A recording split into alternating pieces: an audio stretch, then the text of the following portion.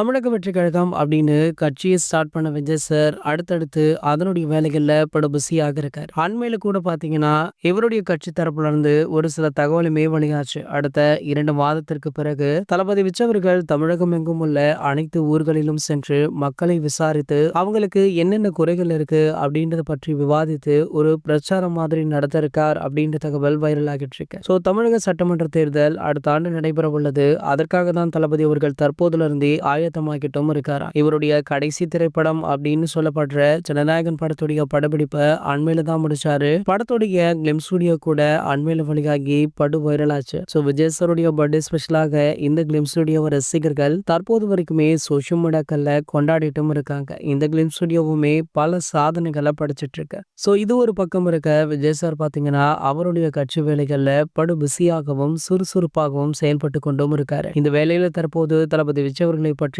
தமிழக பாட புத்தகத்துல இடம்பெற்றுள்ளது. இந்த செய்தி தான் தற்போது தளபதி ரசிகர்கள் மத்தியில மகிழ்ச்சியை ஏற்படுத்தியிருக்கு. அதாவது நம்ம விஜய் சாருடைய அழகிய தமிழ் மகன் அப்படின்ற படத்துல இடம்பெற்ற உன்னால் முன்னாள் வாடா அப்படின்ற பாடல் தான் அந்த புத்தகத்துல இடம்பெற்றுள்ளதா. இதனை தளபதி ரசிகர்களுமே சோசியல் மீடியாக்கள்ல வேற லெவல்ல ஷேர் பண்ணிட்டும் இருக்காங்க. ஒரு பாட புத்தகத்துல தளபதி விஜய் அவர்களை பற்றி வந்த விஷயம் தளபதி ரசிகர்கள் மட்டும் இல்லாம ஒட்டுமொத்த ரசிகர்களையுமே மகிழ்விக்க வச்சிருக்கு. இது போன்ற செய்திகளை பத்தி நீங்க உடனே தெரிஞ்சுக்க நம்மளுடைய தளபதி டாக்கீஸ் சேனலை மறக்காம சப்ஸ்கிரைப் பண்ணிக்கோங்க.